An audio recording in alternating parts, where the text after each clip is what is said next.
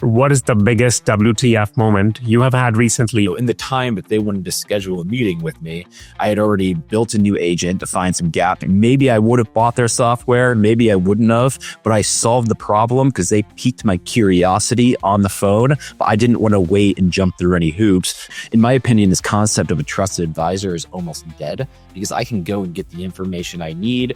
When you are going on a discovery call, what is your core expectation? I'm trying to get through this discovery as fast as I can because it is very, very expensive for me to spend 30 minutes, 60 minutes going through some VP of sales discovery process, to be honest.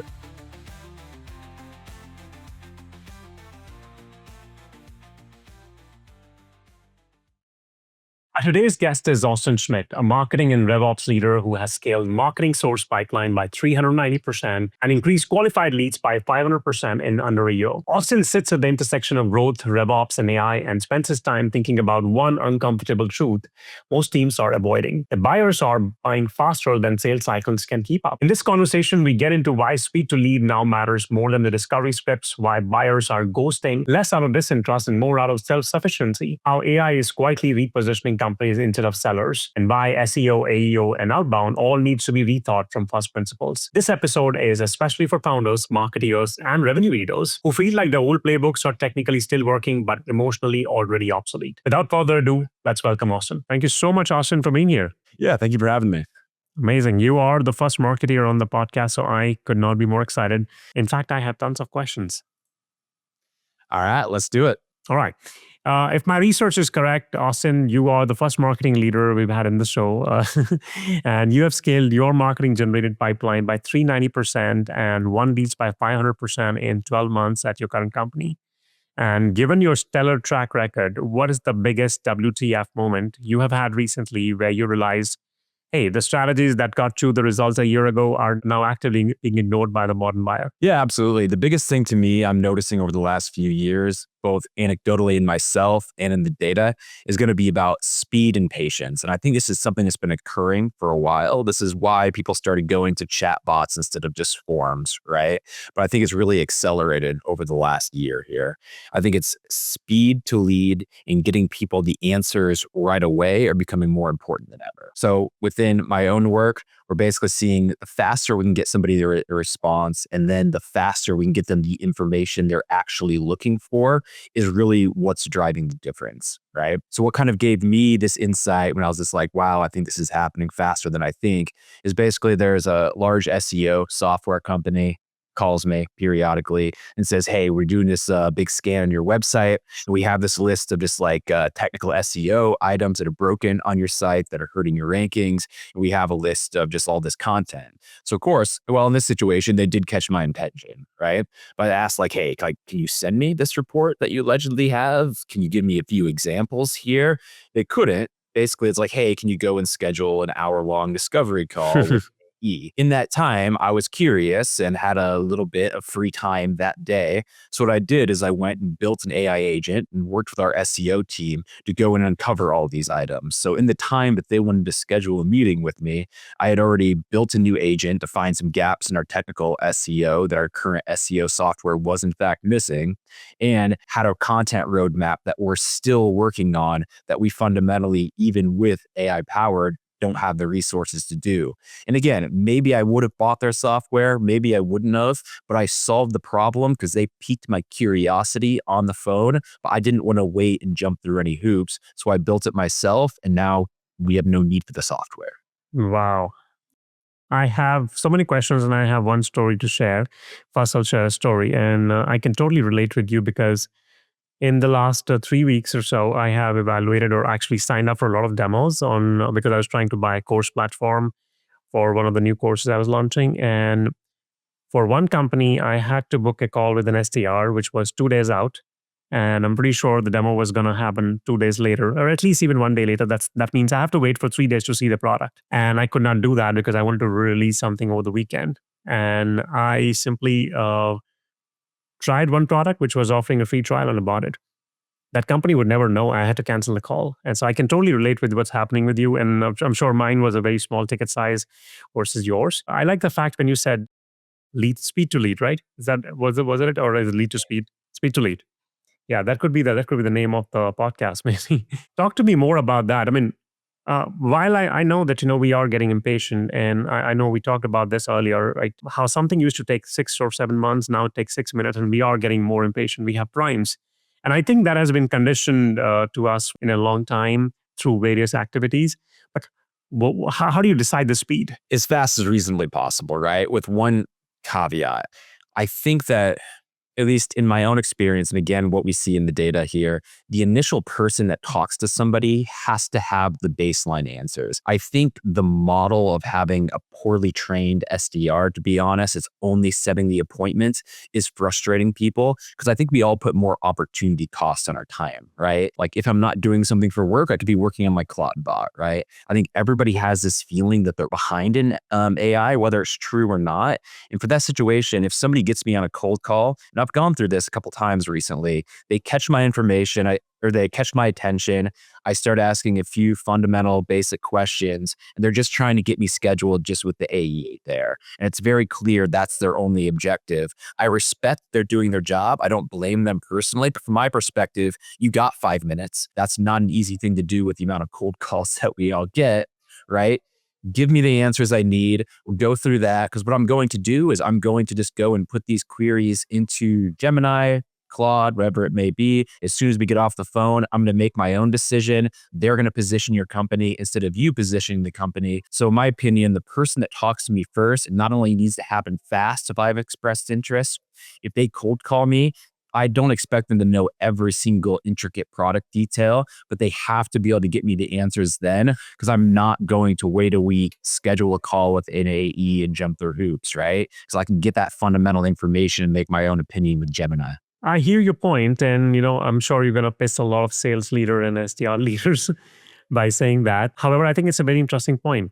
While we're talking about, hey, SDR needs to upskill themselves a little on the product, while you're also acknowledging that I don't expect them to know everything. But do you think, what you expect versus every buyer expect would be different? Or do you think there has to be another base level now, which in comparison to what we had 1 year ago? I think there's some anecdotal views being put on that, bro. I think what I feel very confident in is people, whether it's true or not, feel like they have less time, right? And it's not about how many minutes or hours you actually have to allocate. It's about whether you feel like you can spare the time in sales cycles. I feel like my time has a much bigger opportunity cost than it did a year ago, 2 years ago. So my threshold to actually take a call with an account executive is so much higher. And realistically, just looking at companies that I know inside and out, from whether ones I've consulted with in the past, whether ones I've worked from the past, and current company, the information that I'm getting when I'm just asking Claude is so accurate. My assumption is for this prospective companies. So my threshold to actually take that meeting is very high, because at least in my mind, and maybe I'm wrong, my ability to get the core information about the product is mine in about 3 seconds. And I just don't feel like I have the 45 minutes to spare, right? So if you have my attention, you succeed on a cold call, I think you just gotta, ideally even pivot to the demo then if you can, right? Just maximize that time, give me the answers. Don't try to pivot into a discovery call. I think it's tough. I think you're definitely bang on, because I can see this happening everywhere. I mean, even with my own discoveries, I can see that my buyer is a lot more informed than they were, let's say, even 6 months ago. And I think it makes sense, because 1 year ago, if you had a problem, you don't know how to solve it. By now, I think everybody knows the basics of AI, how to build your own, code your own app today, right? It has become insanely easy. I think there are more tools than you can even imagine, which allows you to create all these tools. So it is very highly unlikely that the buyer has a problem today and they have not tried to solve for it. Like you said, you did not wait, and you actually created that technology on your own. So it just makes sense. We also hear a lot, and since on the topic of, how you mentioned, you don't want to wait for, let's say, a week for the discovery calls. We also hear a lot about buyers ghosting sales teams. Like in your case, you said you're probably ghosting, and maybe you're not ghosting intentionally, but I'm sure in a way we all are. From your seat in RevOps, why do you think that is happening? Is it a lack of interest, or is it, like the longer sales cycle you mentioned? Yeah, I think that part of, if there is, so let me just say this, sorry to hem and haw on this. I actually haven't seen a clear difference in the data in my own day-to-day work on people showing up to meetings, on people actually following through once they get into the sales cycle. I think everything to get somebody into what's a true evaluation cycle has changed rapidly. I haven't necessarily seen in quantifiable terms that people are getting into a true sales cycle where they're adopting this and they're just completely ghosting at rates that weren't happening 3 or 4 years ago. That's always existed, right? When this is occurring, I think there's so much noise now that people are just, one, they're overrun with calls, they're overrun with emails, right? Like the ability to go and launch new companies to scale your email is so much lower. One, there's more noise, and that's part of it. And two, we're probably getting into ghosting. And of course, like we all like to have good decor and not do this, but my guess on what's occurring here is knowledge used to be gatekept, right? And that was a key part of the sales cycle, right? You had to engage with your solution engineer, your account engineer to be this concept of a trusted advisor. In my opinion, this concept of a trusted advisor is almost dead because I can go and get the information I need. Like, for example, something that I've done in my own work, a little bit of a different example, is go and just query either prospects or customers' reviews across everything. G2 Crowd, Trustpilot, Google. If you look at the reviews of users and how they're trending, at least in my mind, you can get to the truth.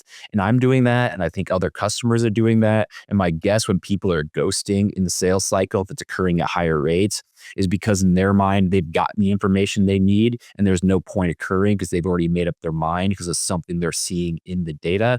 And again, good human decor. We shouldn't ghost. We should say what happens, but I get it. People don't always do it. I get that. Tell me something. When you are going on a discovery call, what is your core expectation? Let's say there's an account executive who is who's listening to this podcast. What are you really expecting? Because like you said, nothing is gatekept anymore. You have practically looked at 10 competitors, some of the competitors which the account executive does not even know. What are you really hoping to get then? Honestly, I want to see the product. Right. So like what I'm really trying to do, and again, this has always been true. I think it is accelerating. I'm trying to get through this discovery as fast as I can because it is very, very expensive for me to spend 30 minutes, 60 minutes going through some VP of sales discovery process, to be honest. Right. I'm trying to get through this as soon as I can.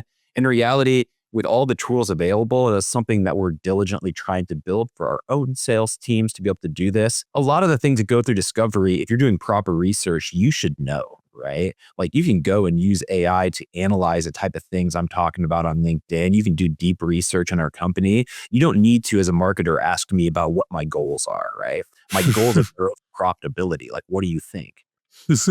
Like it's frustrating. It sets you in kind of it kills your momentum, to be more concise, right? So I think you should be trying to get through discovery absolutely as fast as possible. Say, hey, I did this analysis. I think that basically your guys' business job challenges are A, B, and C. Is that right? If they correct you, have that conversation. If they say, yeah, that's right, which I think is going to happen 8 out of 10 times, then just go into, okay, based on that, here I'm going to show you in the product how this is going to solve your challenges. Makes sense. I'm just thinking out loud if there was a way to make things easy for the buyer and the seller. Can you think of a solution, by the way? Because I can see that you're frustrated as a buyer, and I'm sure seller has his own whole medic to go through, and we have 30 minutes. What do you think is a possible solution? You know, it's a little bit old school, but what I would prefer as a buyer, if you have questions you want to go through, go ahead and just like send them to me ahead of time, right? I would much prefer to do a concise survey than to like talk about it for 30 minutes. Wow. Would you believe me if I said I was thinking the same thing, but I thought that's too obvious, I'm not sure if Austin would want to fill up a survey anymore. There's probably a more elegant solution out there, but yeah, I would prefer to fill out the survey than to go through just conversation. Okay, that's good to know. Thank you. I want to shift the gears a bit on the shift to AEO. You are currently responsible for both SEO and AEO. And for the founders listening who are still obsessed with ranking number one Google, if a buyer asks an LLM for a recommendation and your brand is not a cited resource or a source, what does that do to the top of the funnel strategy today? Yeah, it's interesting. My answer may actually surprise you. I'm trying to almost take like a barbell approach, like they would say like in financial markets, to do both of these, right? So on one hand, when you think about in marketing, what you're really trying to do is you're trying to find undervalued attention. Right? When meta ads first came out, that was it, right? Especially in B2B, nobody was running meta ads. They were dirt cheap. What we're trying to do is find undervalued attention. I think that the AEO narrative took off so quickly that while long-term, I think it is true, right? I think that everybody is saying the SEO is dead. is probably correct, but on the wrong timeline, right? So in SEO, a lot of people have completely given up. A lot of our competitors have completely given up on just like SEO and ranking there. So we've been basically putting resources into ranking number one on very niche, high value topics. And that's been paying off in spades for us too, right? So we're not going to bet the entire farm on that, but we're not giving up on SEO because a lot of people, they've surrendered that ground, so to speak. On the AEO side, we're trying to build for long-term fundamental growth instead of these kind of black hat techniques. There was a day where you could go and you could pretty much game Google in traditional SEO, right? There are little like tactics. Some of them, they would call them black hat tactics. Some of them just more just like gimmicky type things. I believe there was either Wall Street Journal, New York Times, forget which one, article that came out over the last 48 hours, walking through how a lot of companies are succeeding doing this in AEO, GEO, things like faking authoritative signals. I get it.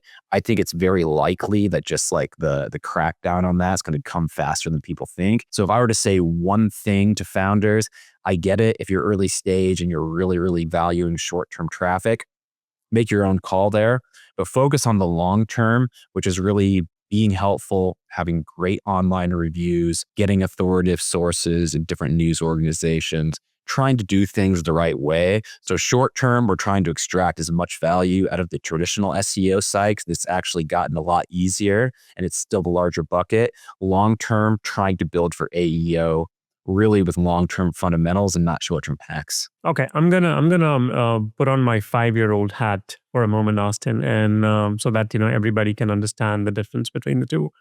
My understanding from SEO is somebody goes to, let's say, search engine, which is other than LLM, and tries to look for a product where you might be ranking higher on keywords. Somebody types in, let's say, you're in healthcare, something related to health or whatever your company ranks in, and tries to find your product. And my understanding from the SEO from the old days was you have to write blogs, you have to bid on keywords and whatnot to rank on top. Now, since we have safely assumed that most of the buyers are today doing all the search on LLM, where does SEO sit here?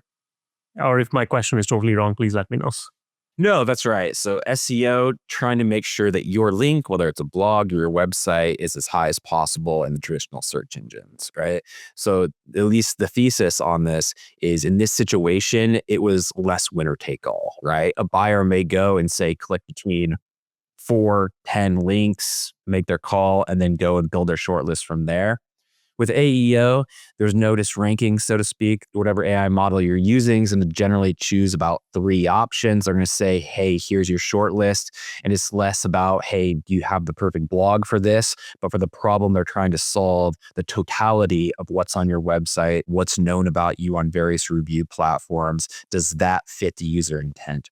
What's interesting about AEO is pretty much every study that I've seen on this, and granted it's a new frontier, has confirmed about the same thing.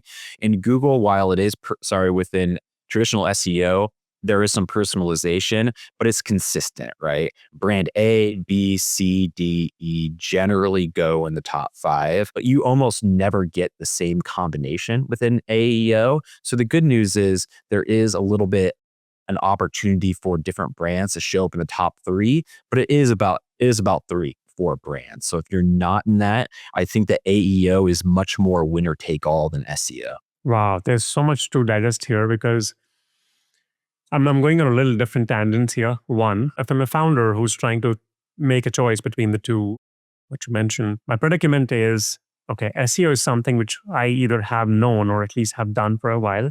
And while we understand we are most founders are trying to create an AI startup today. And there is so much noise about, okay, we are the best AEO tool. You use our tool and, we'll rank you to the best. And then what happened to the content when I think about AEO first? Do I still create it? I think that's a question we're all trying to figure out, right? And honestly, I think a lot of these AEO tools are a little bit oversold, overpromising things if they actually don't know, right? So as far as it, honestly, I think that the best bet to both succeed in the world we have and the one we think was coming is honestly what you seem to be doing here and creating more unique video content, right? YouTube SEO is generally, especially in most B2B contexts, much less competitive, right? Both search engines and AEO need video content. And the reason is it is, at least for now, more challenging to create truly unique stuff. Yeah, you can go and throw some stuff into a model and get a very generic video, but the threshold to create unique, interesting video content is so much higher than this written content in any form. So I kind of think that's actually the route that I would go. Otherwise, as far as the content you need, it's not about necessarily do you have the right blog and AEO to be more direct with your questions. Sometimes blogs will rank. I'm not saying they won't. It really is more about the totality of everything about your entire web presence. So does your website solution pages have all of the information that the LLM thinks is relevant to this category? Are your other trust signals like reviews, whether it's Trustpilot, G2 Crowd, Capterra, are those also reinforcing that you guys are worthy of being one of the top brands listed? And then ideally, of course, this is a tough one for founders that are early stage. Anything that's going to be referenced by what's a credible news outlet has only became more important in AEO compared to SEO. That makes sense because in SEO, as I'm able to think about, the goal was to get a click. Now it's to get that whole definitive answer that you are the number one product or you are the only choice given their goals.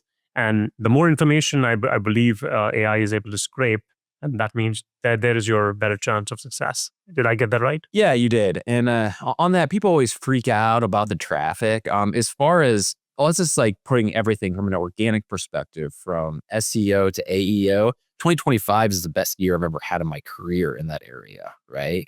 Far and away. Because the difference is it's not about traffic. And if you're doing SEO, right, it was never supposed to be about traffic. Traffic is a dumb vanity metric that marketers like to put in a deck, but it didn't mean anything, right? Let's just say this in your own business. If you were to write a blog that says, what is an SDR and rank number one, who cares? How many people are going to buy your service when they're searching what is an SDR?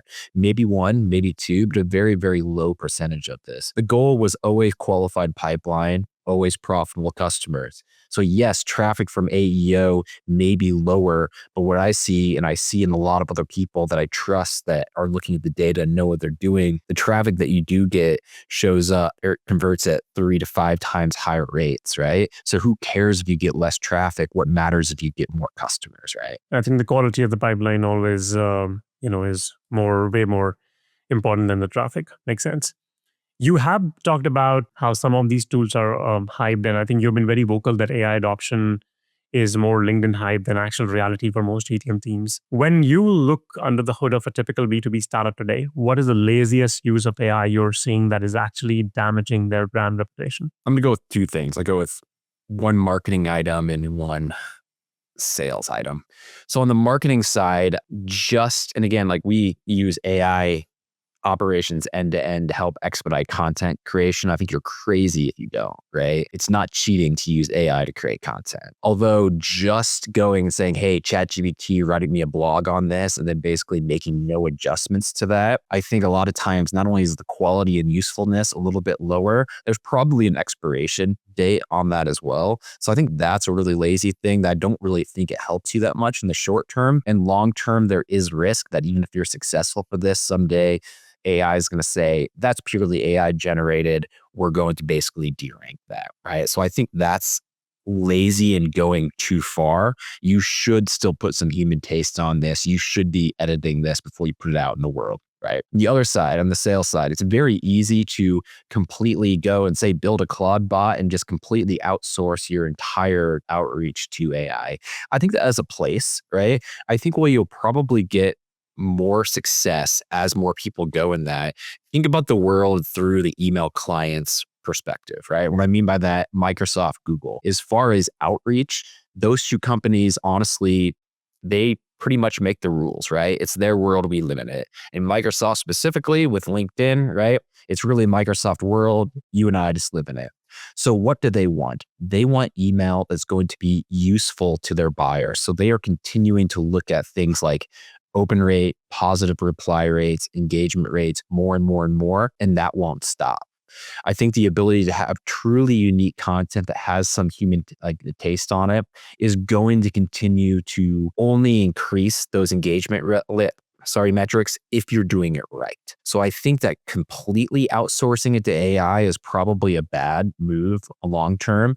But then again, not using AI to empower your SDRs, sales reps, I mean, that just is crazy as well too, right? Because it's too effective not to. So get people the context they need to have the baseline to create great prospecting emails, but then have humans do a little research, a little taste, a little personality on this. Because I think people instinctively know when something's AI written at this point.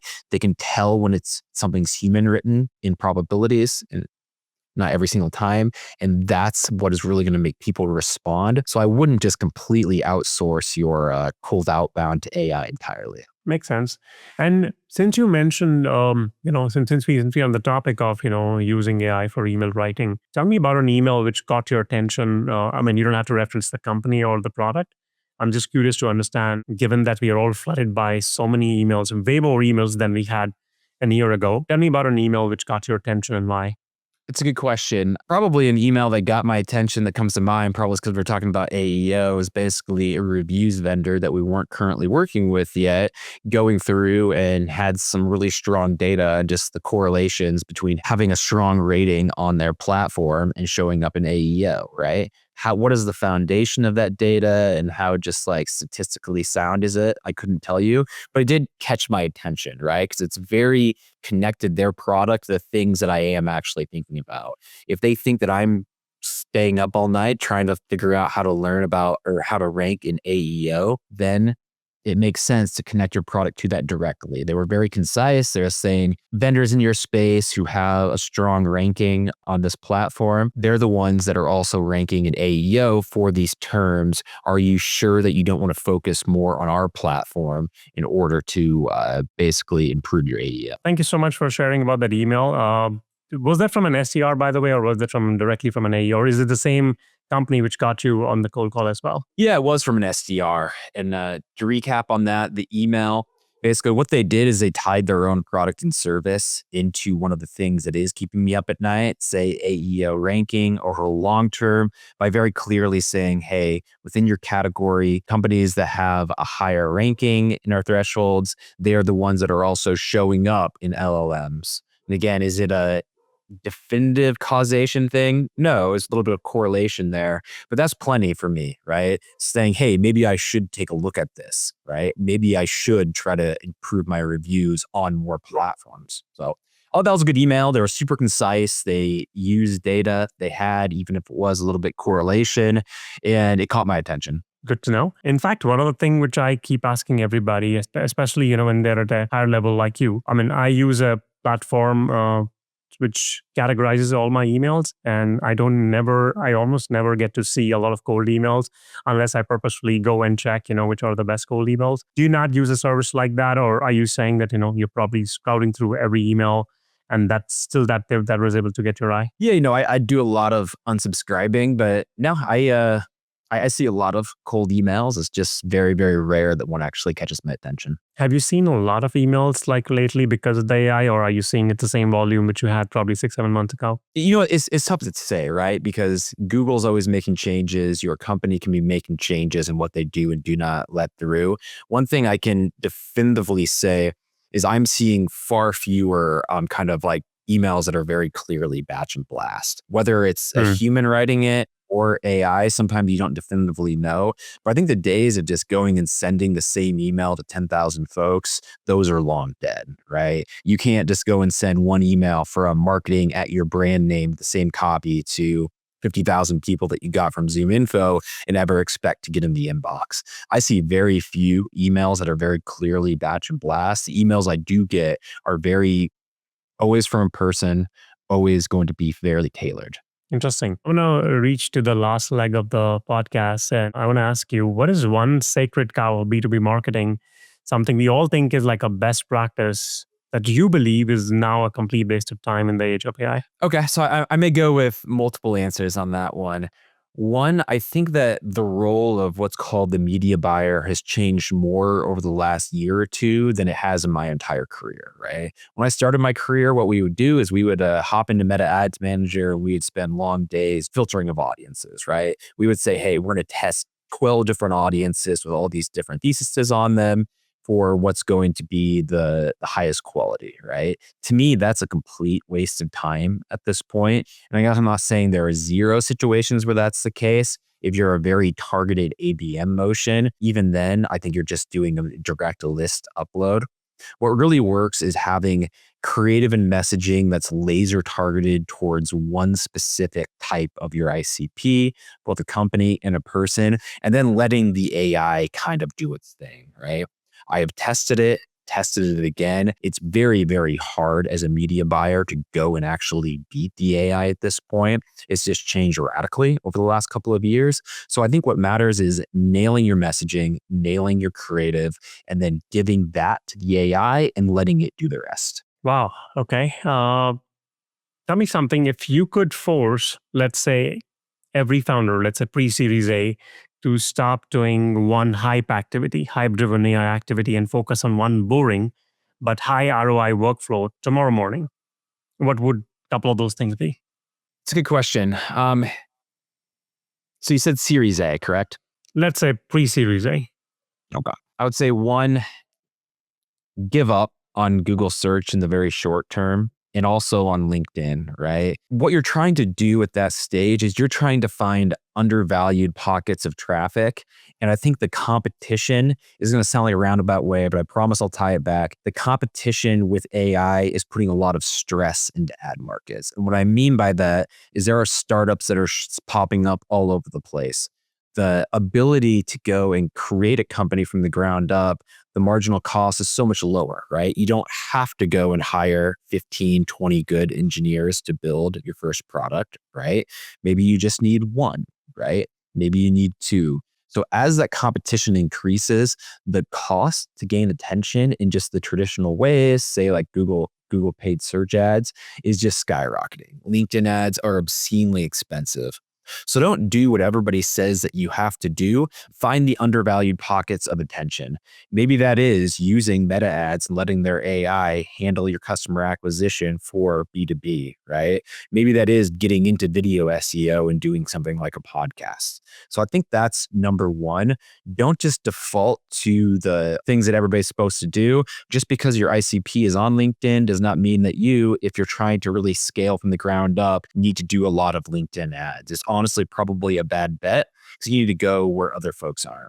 As far as what I think people should be doing is getting very, very targeted and focusing on quality over quantity. Maybe you should go and find what are just the 20 long tail search terms. So searching not tips and tricks for SDRs, but training courses for B2B SDRs. Maybe you should go and use AI to write blogs. I know it sounds a little old school for those specific 20 terms and then show up, because what you're after at that stage is quality and momentum. And I think it's there for the taking because everybody else and your bigger competitors are giving up on that. So there are some tactical opportunities there.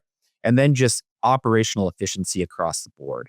Nobody really likes going into detail about these things, but speed to lead matters, right?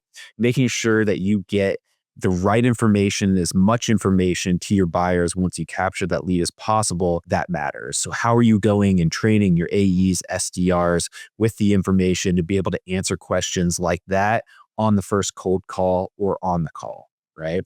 How are you using AI to eliminate the need for, say, half, 3/4 of your discovery questions? If you're not able to get rid of half or 3/4 of your discovery questions, I would say you're just not using AI correctly, right? If your AEs and SDRs can't answer basic questions, you probably should be enabling them with questions, whether that's from your product management team, you as the CEO, to use agents to get them the context so they can just rapid fire answer it on the call. Those type of things, speed to lead, get people the answers they need right away, making sure to use AI to audit your data and make sure nothing's slipping through the cracks, because it's very common for people to miss, say, 10% of their leads because of things operationally breaking. That efficiency throughout the funnel is one of the best AI use cases, and that's what I would really focus on, just really maximizing the leads that you get. Cool. Can you take an example? So let's say, and be a little specific. So let's say a company which helps you get SOC compliant. as an example. And what kind of content would you recommend they do? What kind of ideas would you recommend? Because it's a crowded space again. I think most of the products are crowded in a crowded space now. Again, think of pre-Series A. You're advising a founder who is running a company, something like, I don't know, Vanta. I believe Vanta is in the SOC compliance, or Dell, or any of those companies. But imagine these are pre-Series A. Anything in particular if you want to run to them? What I would do there is really lock in on that pitch in the very first conversation on two things. One, why it matters. Let's just say they were trying to sell to people that are building new SaaS products on why they need to get their SOC compliance done quickly and done right. You need to look at exactly how you frame it towards what they care about, right? Buyers have more options than ever. There's this old saying that people say nobody ever gets fired for choosing Salesforce, right? And that's a lot of true. And I don't think that part is going to change anytime soon. I don't buy the vision that AI agents will be buying from AI agents anytime soon, right? So you have to remember that when people choose to buy your software, part of what they're doing is not just evaluating your technology, not just evaluating the cost, but they're trying to evaluate if this goes wrong, are they personally, me, Austin, am I going to get fired, right? Or is it going to damage my promotion path? That's still how people think. So going into the SOC compliance, I would really do a lot of testing, iteration, and really figure out what is the best way to tell somebody that's building a new technology, this is what your buyers are actually going to make decisions on. It's not your feature. It's going to be, is your solution both solving a problem and de-risking them personally? Because I think as more as what we call vibe coded solutions come out, that's what's actually going to make decisions is this a risk? Is this not a risk? Which I think is why it's maybe a little premature to call a lot of legacy SaaS providers dead, right? Because everything that humans decide is honestly about risk to the business, risk to them personally. And the saying that nobody ever gets fired for choosing Salesforce is not dead. All right. So after that, it's a very technical product. And again, this is like security. This is not like my area. It's not an industry I've worked a lot. But I would say on this is people that maybe also are not security experts, or maybe they are and they just want somebody to like help them make it easier. They're going to have very specific questions. I think that type of go-to-market motion, nobody expects your SDR or AE to be an SOC expert, but there are deep questions that I think you're going to have to be able to give somebody eyes directionally, right?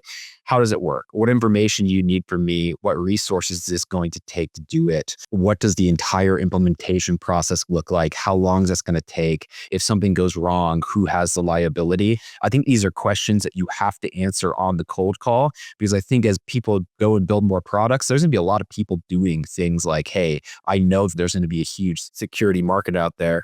Going to be a lot of vendors. The space is going to get crowded very soon. I think if you get somebody's attention, answer those fundamental questions right up front, right?